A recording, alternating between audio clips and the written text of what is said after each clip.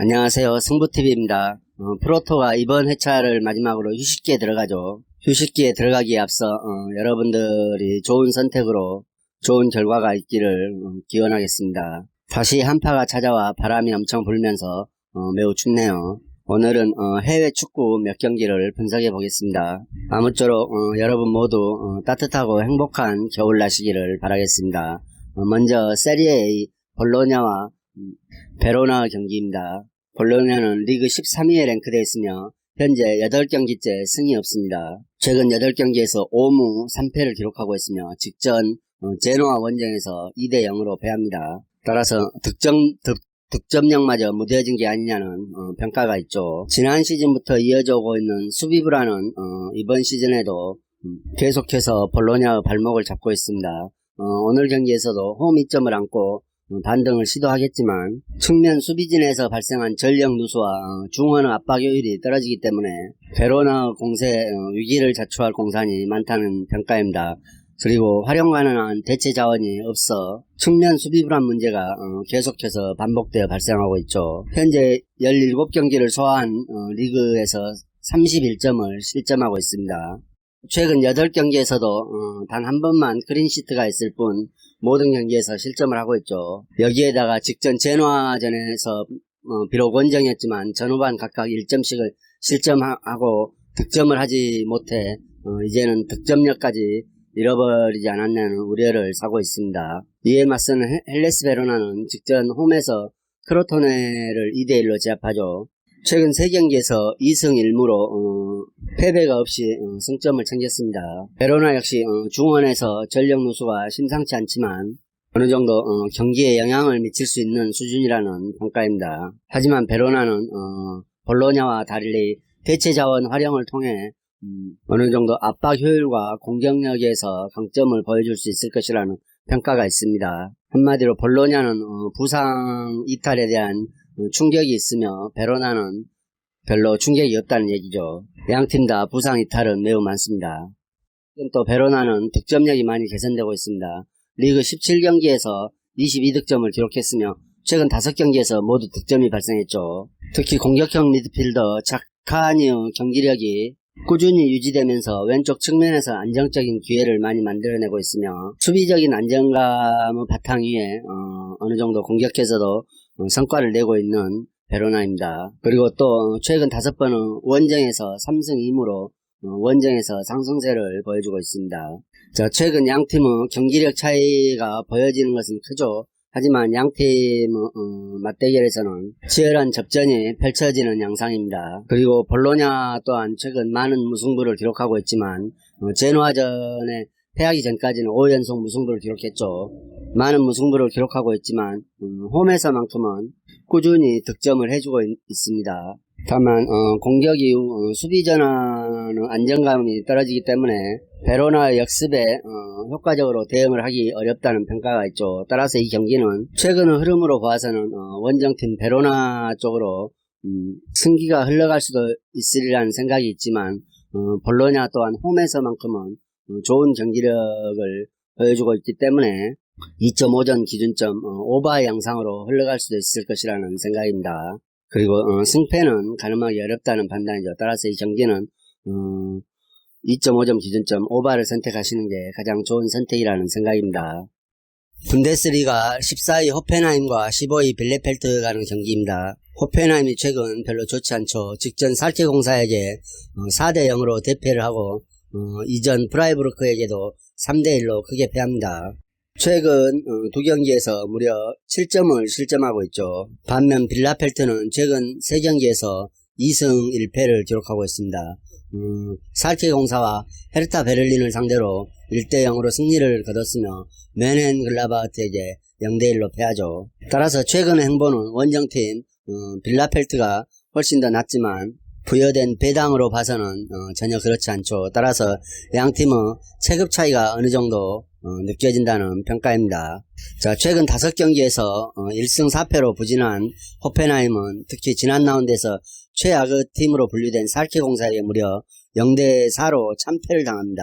팀이 하락세로 돌아서는 거 아니냐 하는 매우 큰 우려를 낳게 하는 대목이었죠. 따라서 이제는 어떤 팀을 만나도 불안감이 생기고 있습니다. 특히 오늘 경기가 그렇죠. 그 부진의 원인을 꼽아보자면 아쉬운 득점력에 있을 것이라는 생각입니다. 최근 리그 5경기에서 4골만을 득점하고 있죠. 에이스 크라마리치에게 너무도 의존하는 타세.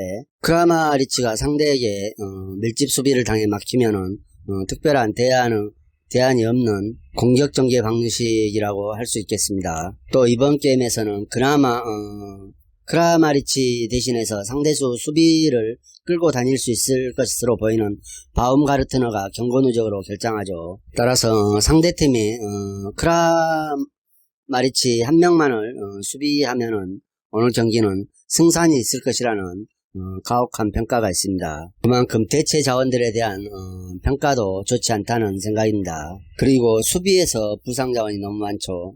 센터백과 레프트백 등 주요 수비 선수들이 부상으로 출전이 어렵습니다. 따라서 어떠한 전술 변화도 꾀하기 어렵고 팀이 침체기로 갈 수밖에 없을 것이라는 평가가 있습니다. 물론 현재 가화용 자원들만 해도 빌라펠트보다는 더 높은 평가를 받고는 있지만 부상 이탈과 징계로 인한 이탈이 오늘 가져다줄 변수는 상당히 클 것이라는 생각입니다. 자, 이에 맞서는 빌라펠트는 지난 라운드에 헤르타 베를린을 1대0으로 제압했습니다. 그리고 이를 통해 강등권에서 탈출하는 데 성공했죠. 따라서 지금 분위기는 최상으로 올라있을 것이라는 평가이며 이 분위기를 조금만 더 타면은 중위권까지도 단숨에 진입할 수 있을 것이라는 좋은 평가가 있습니다. 하지만 빌라펠트 문제점 역시 리그에서 가장 저조한 득점력이죠. 이를 대변이라도 하듯 매 경기 유효슛이 거의 없죠. 특히 이전 메넨과 경기에서는 유효슛이 하나도 없었습니다. 항상 뻔한 작전을 들고 나옵니다. 수비 라인을 최대한 내리고 버틴 후 순간적인 압박으로 한 방을 터뜨리는 패턴이죠. 선취골만 넣으면 수비에 대한 집중력이 매우 높아져 모두 승점을 따내는 패턴을 완성하고 있습니다. 이 중심에 도안과 야보 그리고 클로스 선수가 있죠.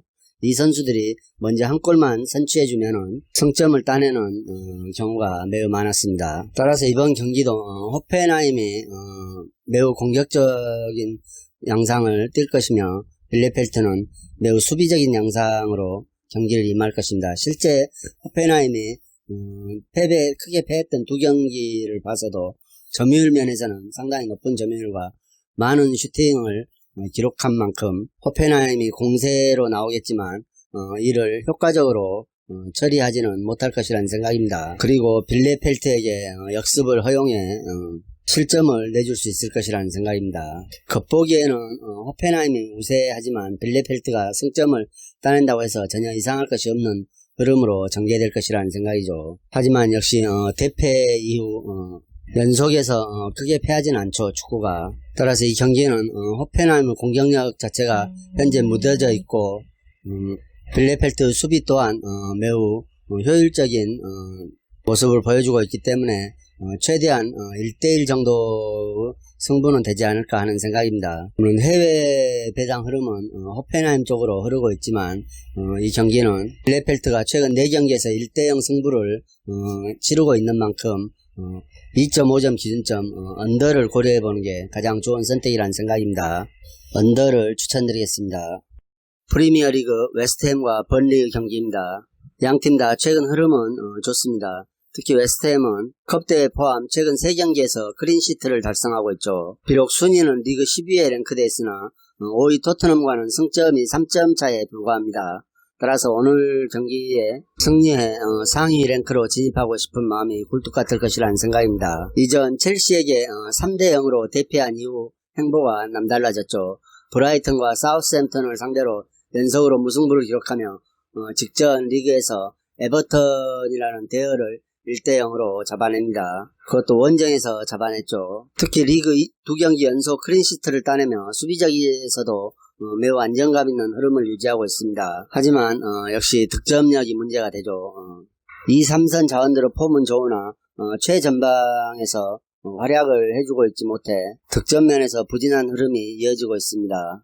특히 포워드 안토니오가 복귀 이후 아직까지 특별한 행보를 보여주지 못하고 있음은 매우 불안 요소로 작용하고 있죠. 따라서 최전방 스트라이커에 대한 고민은 다각도로 당분간 이어질 것이라는 평가입니다. 이에 맞서는 번리 또한 최근 행보가 좋습니다. 직접 맨유에게 후반에 1점을 하며 아쉬운 패배를 기록했지만 최근 흐름은 전력을 회복하며 상당히 끈끈함을 유지하고 경기를 쉽게 포기하지 않는 모습을 자주 보여주고 있죠. 특히 강팀을 상대로도 승점을 쉽게 내주지 않으며 매우 좋은 흐름을 반복하고 있습니다. 따라서 오늘 경기도 웨스트햄을 상대로 끈끈함을 유지할 수 있을 것이라는 평가가 있죠. 하지만 벌리 역시 득점력 부재가 발목을 잡고 있습니다. 이번 시즌 리그에서 득점력이 가장 빈약한 팀 중에 한 팀이죠. 16경기에서 9득점에 그치고 있습니다. 따라서 세필드와 함께 리그 최소 득점에 해당하는 기록을 보유하고 있습니다. 특히 주포로 활약하고 있는 포워드 우드가 3골에 그친 점은 매우 아쉬운 점이죠. 따라서 전력상 끈끈함이 있다 해도 전방에서 해결을 못 해줬을 때는 상승의 흐름을 꾸준히 유지하기는 힘들 것이라는 평가입니다. 사실 이 두 팀 전력차만 놓고 보면은 웨스트햄이 손쉬운 승리를 가져갈 수도 있을 것이라는 평가가 있으나 유독 벌리가 웨스트햄과 승부에서는 강한 면모를 보여줬죠. 이번 시즌에도 한 번 맞대결에서 올해에도 한 번 맞대결에서 승리를 가져왔으며 지난 6차례 맞대결에서 4승 1무 1패를 벌리가 기록하고 있습니다.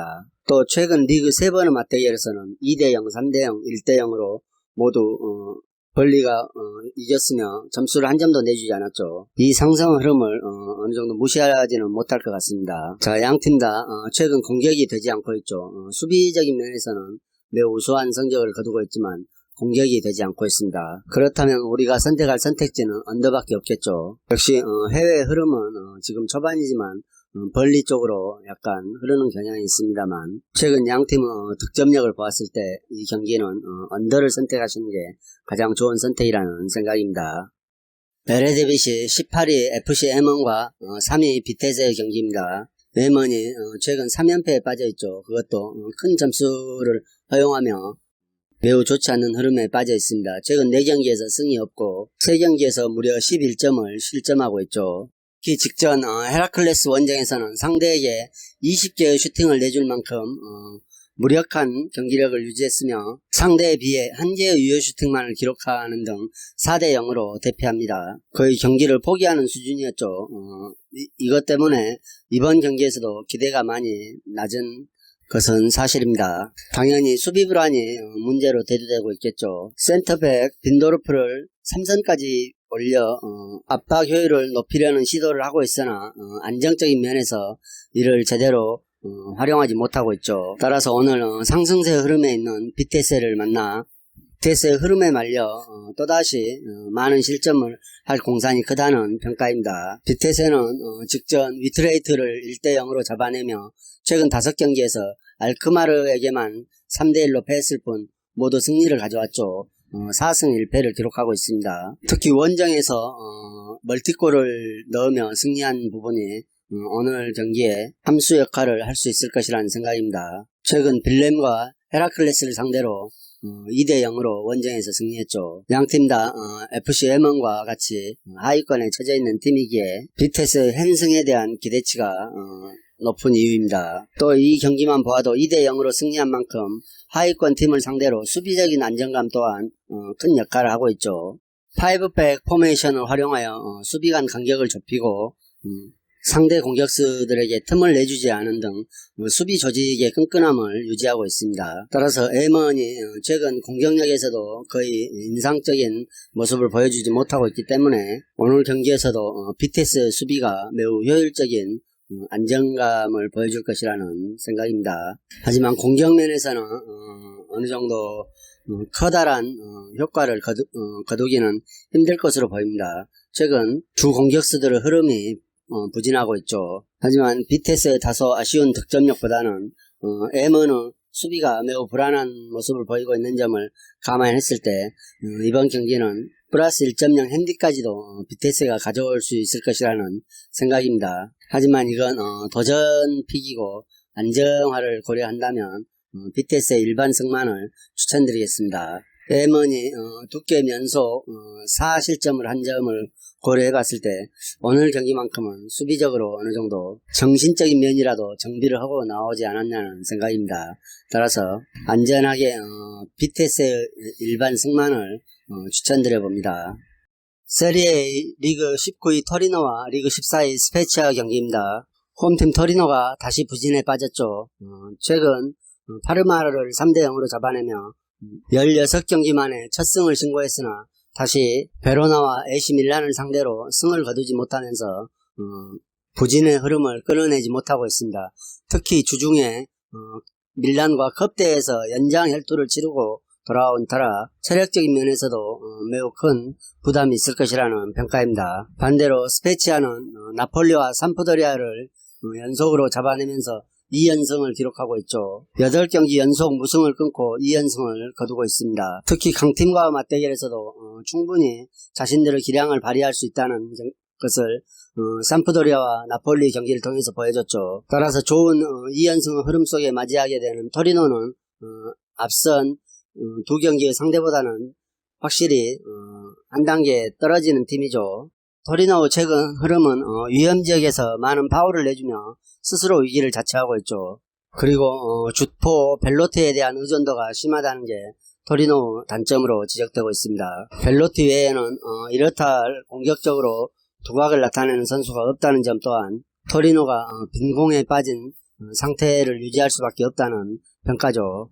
그래서 벨로티가 매 경기 강한 상대 압박에 이기지 못하고 최근 6경기 동안에도 득점이 없는 점은 토리노에게는 매우 안타까운 현실입니다. 스페치아 역시 최근 2연승을 거두고는 있지만 리그 9경기 연속 실점을 내준 수비 약화가 문제점으로 대두되고 있습니다. 포백 포메이션은 수비진이 기민하게 대처하지 못하는 상대 공격에 기민하지 대처하지 못한다는 평가를 받고 있어 이를 고집하고 있는 감독의 전술 또한 혹평을 받고 있는 상황입니다. 따라서 집중력이 떨어지는 시점에 실점을 하는 경우가 많아 오늘 또 상대의 주포 벨로티의 방어에 집중력이 떨어진다면 실점을 할 수도 있을 것이라는 평가입니다. 그리고 토리노가 직전 컵대 일정에서 벨로티까지 출전하며 연장 승부를 치른 것은 체력적인 면에서 매우 힘들 것이라는 평가죠. 따라서 오늘 경기는 토리노가 수비 불안과 더불어 전술 부재와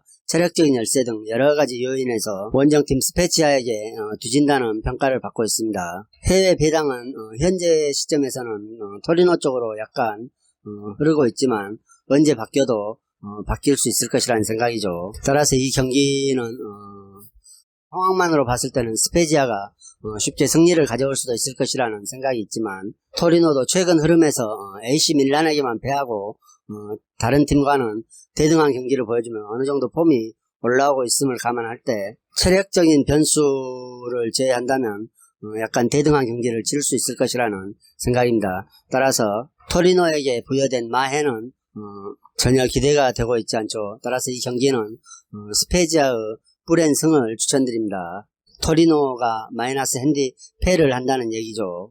세리에 리그 11위 삼프도리아와 리그 15위 우디네세의 경기입니다. 순위는 우디네세가 뒤져 있지만 이번 경기에서 정배를 받았죠. 우디네세가. 그것도 원정에서 정배를 받은 만큼 최근 삼프도리아 흐름이 좋지 않다는 얘기입니다. 이 경기는 우선 두 팀의 배당차도 크지 않고 승점도 4점분이 차이가 나지 않아 다소 평평한 흐름으로 흘러갈 것이라는 생각이죠. 삼프도리아는 이전 경기에서 연속으로 상위권 팀과 맞대결로 실패했지만 인테르를 2대1로 잡아내면서 분위기 자체가 전환되는 흐름을 유지할 것이라는 기대를 받았습니다. 하지만 직전 스페치아에게 2대1로 패하면서 다시 기복이 큰 경기력을 보여주고 말았죠. 승리할 때는 대부분의 공격 지표가 상대보다 앞선 활발한 공격력을 보여주지만 그렇지 못할 때는 공격력이 급감하고 수비 실책이 늘어나는 등 안정적인 경기 운영이 불가한 팀이라는 평가입니다. 특히 개인 기량에 많이 의존하는 팀이라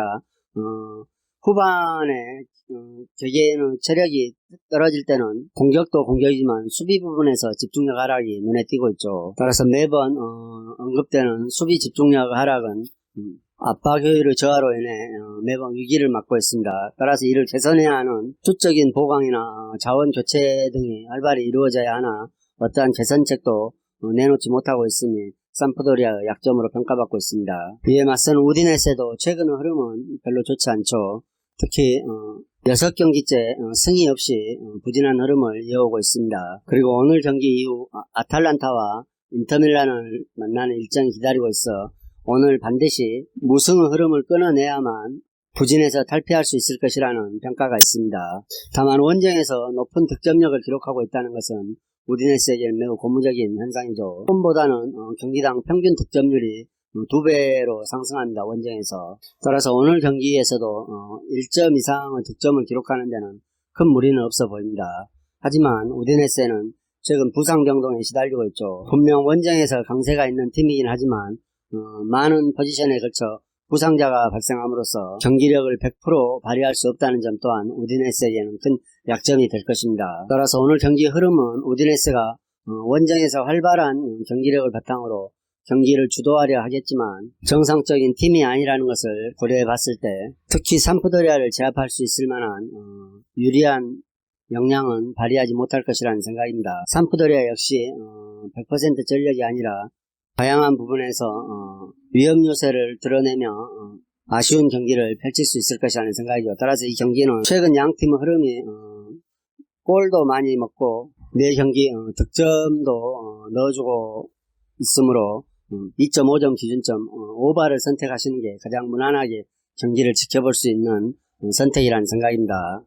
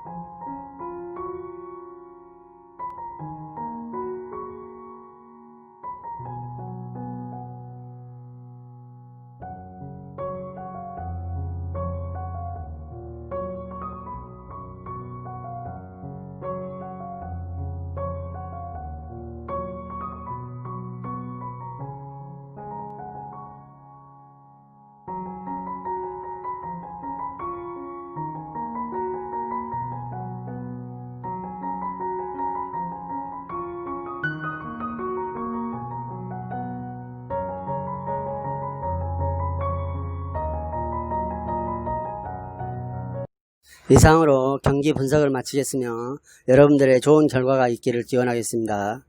그리고 오늘의 분석이 여러분들에게 조금이나마 도움이 되셨다고 생각하면 구독과 좋아요도 꼭 부탁드립니다.